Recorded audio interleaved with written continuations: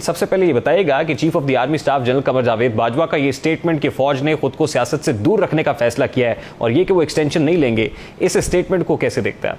देखिए, लेटेस्ट तो यही है, मेरे ख्याल में एक कंसेंसस इवॉल्व हुआ है जो जनरल कमर जावेद बाजवा की मेरे ख्याल में क़यादत में और उसका अंदिया जो है वो 17 जुलाई के इलेक्शन से और जो कोर्ट्स की जजमेंट्स वगैरह आई हैं रिसेंटली, उनसे लग रहा है कि जो अपना जो आप इन्होंने फैसला किया है कि मुदाखलत नहीं करनी और माजी के अंदर जो कुछ हुआ उससे बड़ा अपना वो करना पड़ा उनको। ये तो 14 अप्रैल को DGISPR तर्जुमाने पाक फौज मेजर जनरल बाबर इफ्तिखार ने कह दिया था कि आर्मी चीफ एक्सटेंशन नहीं लेंगे और वो अपने ओहदे की मियाद मुकम्मल करके 29 नवंबर को सुबकदोश हो जाएंगे। उसके बाद हमने इमरान खान साहब को ये कहते हुए सुना कि कोई ऐसी प्रोविजन निकालनी चाहिए कि इलेक्शंस तक army chief general Qamar Javed Bajwa continue करें। तो आपको लगता है कि असल में ये सब स्पेकुलेशंस थी, कयास आराइयां थी जो सोची समझी प्लानिंग के तहत फैलाई जा रही थी? अभी अंदिया है जो सामने आया और दूसरा DGISPR की एक स्टेटमेंट है जो कि सामने आई है। उसके बाद इमरान खान ने जरूर स्टेटमेंट दी थी कि वो चाहते हैं कि ये कंटिन्यू करें जब तक के इलेक्शंस नहीं हो जाते और फिर एक नया चीफ ऑफ आर्मी स्टाफ आए। देखिए, मैं ये बात बार बार कह चुका हूँ कि जो भी चीफ ऑफ आर्मी स्टाफ होगा उससे किसी पॉलिटिकल पार्टी का फायदा नहीं होगा। माजी में PMLN ने ये बात आजमा कर देख ली, 4 मरतबा तो उन्होंने अपना खुद नॉमिनेट किया और 1 मरतबा जो है जनरल प्रेसिडेंट गुलाम इसाक साहब के साथ मिलकर उन्होंने नॉमिनेट किया था। नहीं, लेकिन एजाजुल हक साहब, आईनी और कानूनी एतबार से इस्तेहकाक तो प्राइम मिनिस्टर का है और प्राइम मिनिस्टर इस वक्त शहबाज शरीफ साहब हैं। ये PMLN लेड कोलिशन है। ख्वाजा आसिफ साहब जो डिफेंस मिनिस्टर हैं उन्होंने दो टोक अंदाज में कह दिया है कि इस महीने के आखिरी हफ्ते और अगले महीने के पहले हफ्ते के अंदर ये मुशावरती अमल शुरू हो जाएगा। तो यानी ये बात तो तय है कि अब हुकूमत ही नई तकर्री, नई तैनाती करेगी।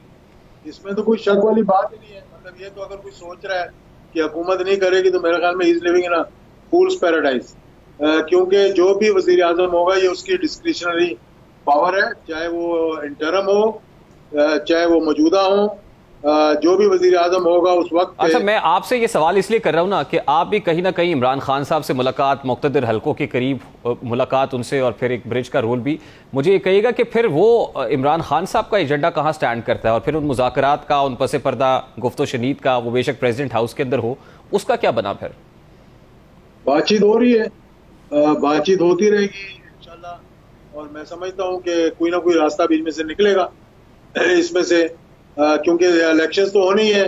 अगर अब नहीं होंगे तो अगले साल नवंबर में हो जाएंगे। नहीं, अब क्या बातचीत हो रही है एजाजुल हक साहब जी? अब बातचीत का एजेंडा क्या है?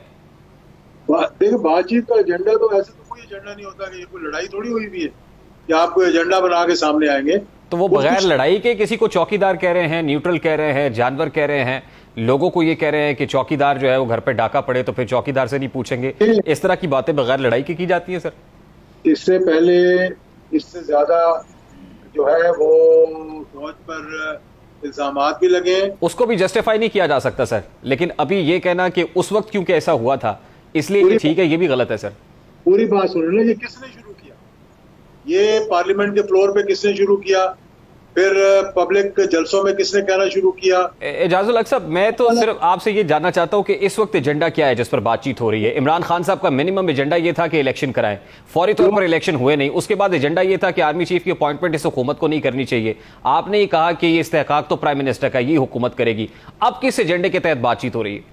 ये एजेंडा नहीं था। देखें, जो उन्होंने कहा, एक अपनी राय दी उन्होंने ये नहीं कहा कि मेरा आदमी फैसला है, अगर ये नहीं होगा तो मैं ये कर दूंगा।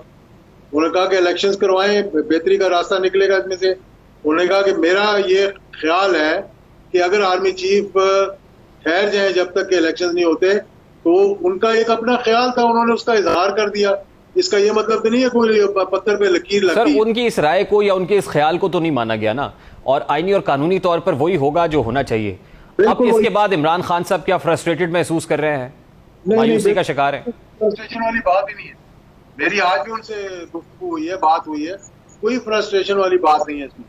तो फिर ये जो जहाद करने जा रहे हैं जिसकी कॉल उन्होंने देनी है, ये किस लिए होगा सर? ये अदारे हमारे मुल्क के मुहाफ़िज़ हैं, हमारी नजरियाती जोग्राफियाई सरहदों के मुआवज है, इनका हमने एहतराम करना है। कहीं अगर ऊंच नीच हो गई है तो उसको हमने उसका अजाला भी करना है। तो इंशाल्लाह सारे मामलात को लेकर इस मुल्क को इस दलदल से निकालना है, महंगाई की, बेरोजगारी की, अनस्टेबिलिटी की।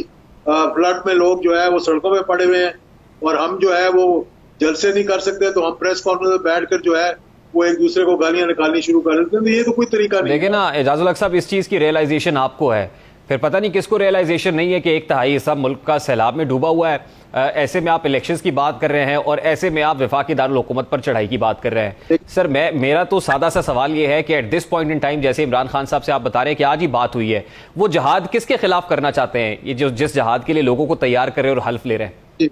महंगाई के खिलाफ, बेरोजगारी के खिलाफ, इम्पोर्टेड हुकूमत के खिलाफ, रजीम चेंज के खिलाफ, डोनाल्ड लू के खिलाफ, किसी जिसके खिलाफ भी आप समझ लें कि वो समझ रहे हैं जिसने गलती की है उसके खिलाफ जहाद ही है ना। अच्छा, मुझे लास्टली बताइएगा सर, ये जो प्रेसिडेंट हाउस के अंदर बातचीत हो रही थी, ये चल रही है या बंद हो गई है? इस पर ये खान साहब को पता होगा। वो कहते हैं कि मैं क्या करें, झूठ मैं बोल नहीं सकता और सच मैं बता नहीं सकता। तो इसलिए ये अभी उनके दरमियान और मीटिंग करने वालों के दरमियान है या करवाने वालों के दरमियान होगी। लेकिन किसी ना किसी सतह पे आप उसका किरदार नहीं है सर? जी, मतलब समझे कोई बेहतरी आ रही होगी ना इसमें इंशाल्लाह। ये कौन सा चैनल है इस वक्त जो ऑपरेट कर रहा है प्रेसिडेंट हाउस का, या पैरेलल भी कोई चैनल ऑपरेट कर रहा है इस वक्त? ये कोई चैनल, किसी को किसी चैनल की जरूरत नहीं है। हर किसी का राब्ता होता है। लंदन में बैठे हुए राब्ता था और दुबई में बैठे हुए राब्ता था, तो फिर पाकिस्तान में बैठे हुए राब्ता क्यों नहीं? लेकिन जरा ये बता रहे हैं कि इमरान खान साहब ने तो मियां नवाज शरीफ को भी कोई पैगाम भिजवाया है, क्या इसमें कोई सदाकत है? मेरा ख्याल नवाज शरीफ साहब ने इमरान खान को कोई पैगाम भिजवाया, वो मैंने सुना है। ये नहीं पता वैसा वर्षा जो आप बता। अच्छा, वो क्या पैगाम है सर? वो ये पैगाम है कि जल्दी वापस आए ताकि उनका इस्तकबाल किया जाए यहाँ।